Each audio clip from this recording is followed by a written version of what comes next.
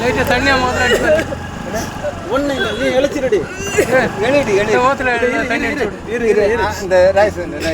கன்னியாகுமரி மாவட்டத்தில் நித்திரை விளை அருகே ஆலங்கோடு பகுதியைச் சேர்ந்த மூதாட்டியை தாக்கிய தலைமை காவலர் மீது வழக்கு பதியப்பட்டுள்ளது. தக்கலை காவல் நிலையத்தில் தலைமை காவலராக இருக்கும் சிவ இளங்கோவன் என்பவரின் மனைவிக்கும் அதே பகுதியைச் சேர்ந்த மூதாட்டி சரசுவின் மருமகளுக்கும் தகராறு ஏற்பட்டதாக கூறப்படுகிறது. இதனால் ஆத்திரமடைந்த சிவ இளங்கோவன் மூதாட்டியின் வீட்டிற்கு சென்று தகராறில் ஈடுபட்டதோடு அவரை தாக்கியதாக கூறப்படுகிறது. இது தொடர்பாக மூதாட்டி அளித்த புகாரின் பெயரில் நித்திரை விளை காவல் நிலையத்தில் சிவ இளங்கோவன் மீது வழக்கு பதியப்பட்டுள்ளது.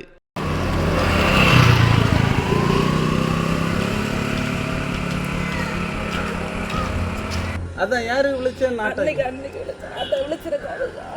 என்ன செல் எடுத்துறேன் நான் இந்த ஆட்டோ தான் ஆட்டோ என்ன வருதா இல்ல ஸ்டேஷன் நிலையம் அவங்க ஆஸ்பத்திரி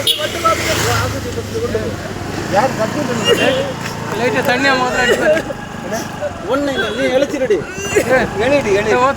தண்ணி அடிச்சு இந்த ரைஸ் ஏ மக்களே இந்த கோட்டை அதுல கொண்டு வீட்டுல அதுல கொண்டு ஏய் மணிடா தம்பி தூக்கி வீட்டுல இல்ல